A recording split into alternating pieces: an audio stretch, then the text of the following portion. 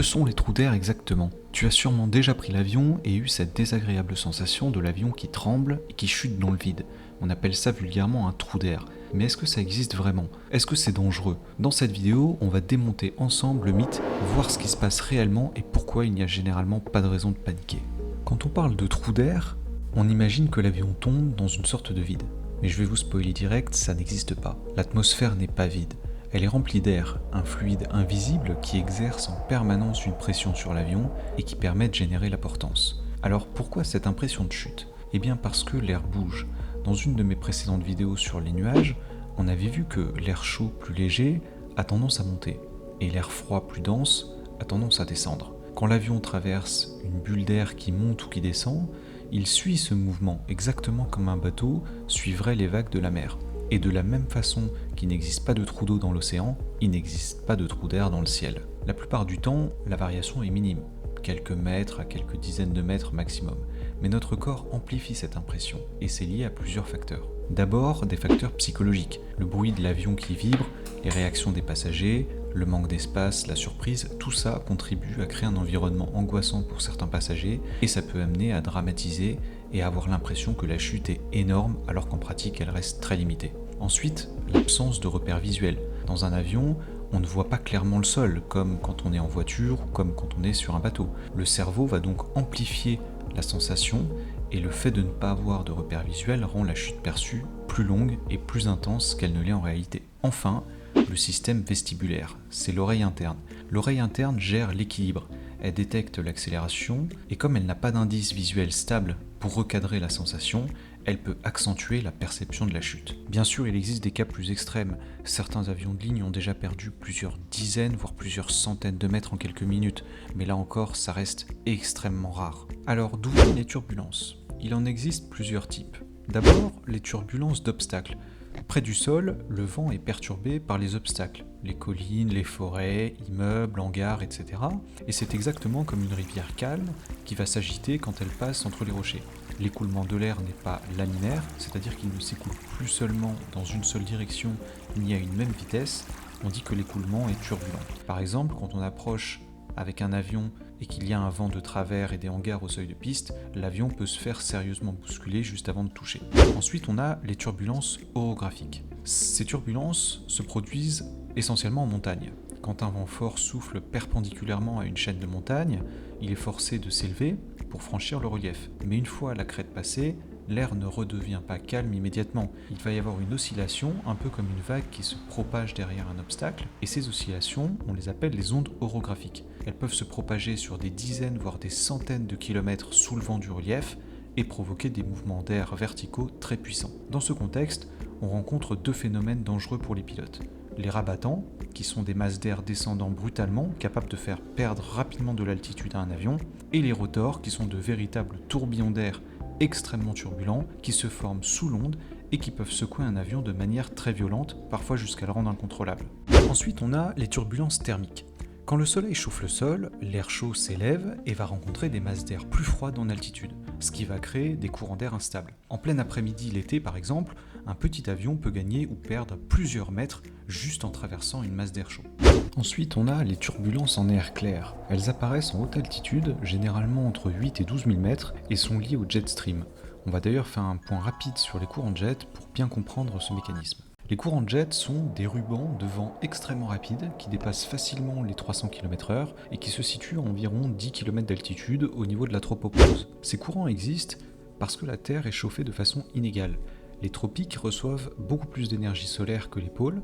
Résultat, aux latitudes tropicales, l'air chauffé par le soleil est plus léger et a tendance à s'élever, ce qui dilate la colonne d'air au-dessus. A l'inverse, aux latitudes polaires, l'air froid est plus dense et comprime davantage la colonne d'air.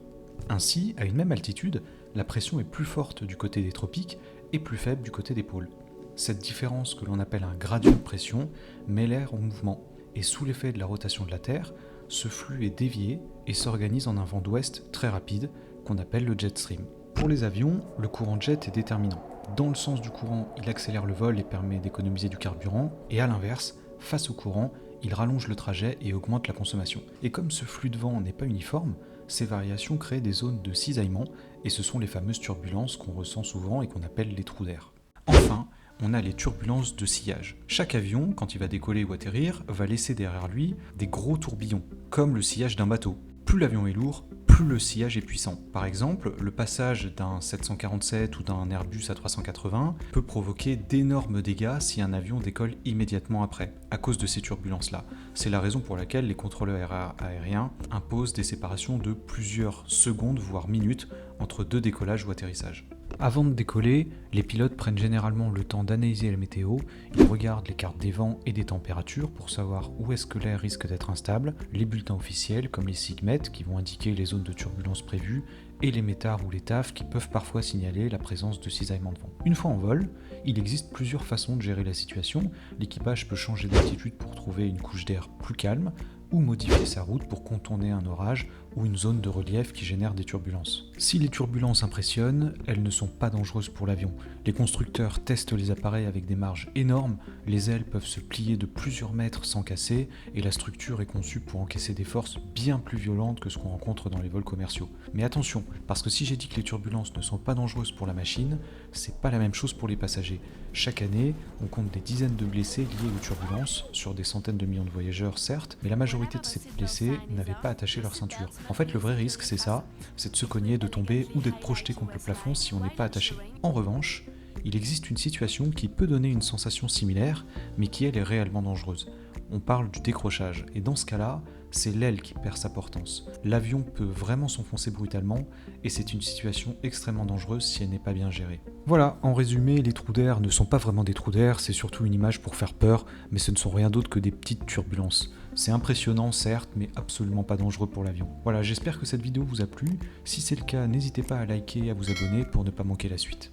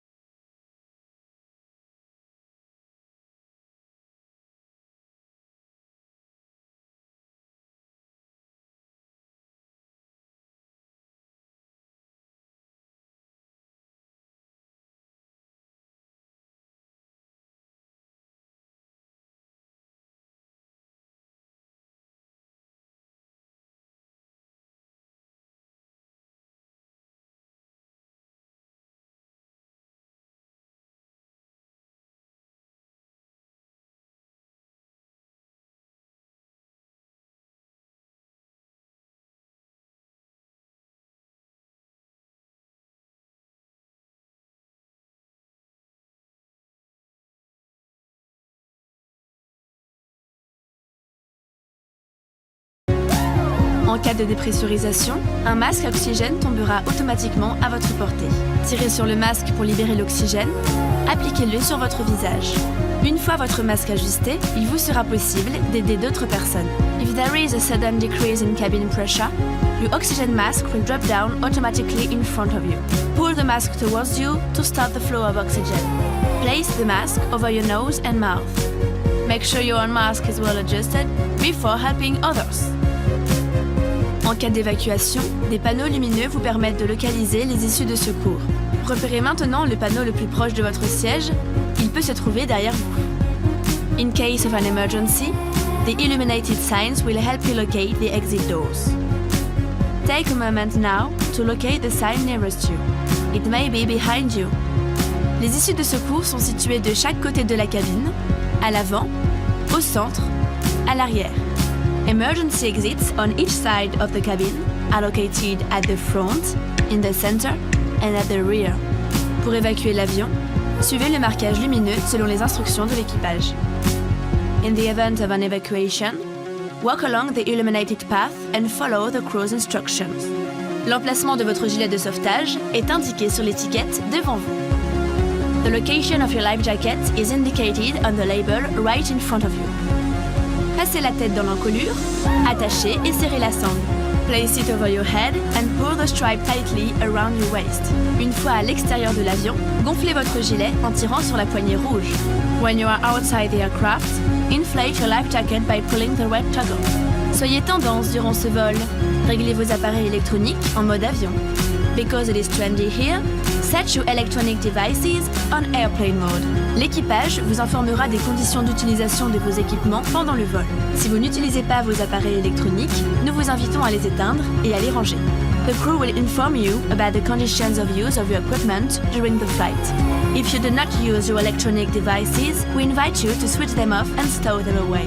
En cas de perte d'un appareil électronique, évitez toute manipulation de votre siège et prévenez l'équipage. In case of the loss of an electronic device, please avoid manipulating your seat and call a crew member. Pour votre sécurité, vos bagages et les appareils les plus volumineux doivent être rangés pendant le roulage, le décollage et l'atterrissage. For your safety, your baggage and your biggest devices must be stowed away during taxi, takeoff and landing. Nous allons bientôt décoller. We'll be taking off shortly. La tablette doit être rangée et votre dossier redressé. Please make sure your tray table is stowed away and secured and that your seat back is in the upright position. Une notice de sécurité placée devant vous est à votre disposition. Pour toute question, l'équipage est à votre écoute. We encourage everyone to read the safety information leaflet located in front of you. If you have any question, our crew is here to help you. Merci pour votre attention. Au nom de toute la compagnie Air France, nous vous souhaitons un excellent vol. Thank you for your attention. On behalf of the whole Air France company, we wish you a very pleasant flight.